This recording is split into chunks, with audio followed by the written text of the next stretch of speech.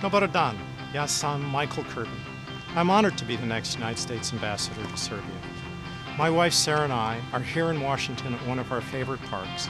We enjoy the outdoors and look forward to exploring your country's natural beauty and rich history.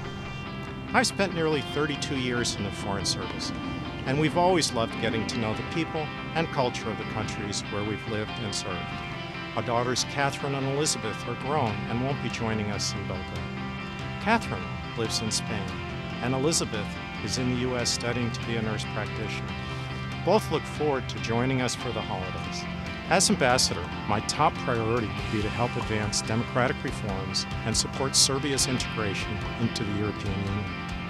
Our two countries have had a relationship for over 130 years, and I look forward to deepening and strengthening that bond during my tenure. I know Serbia is a powerhouse for great athletes in many sports, like tennis, and I feel a strong connection with your country when I am on the tennis courts. Serbian athletes definitely inspire me to practice a lot more.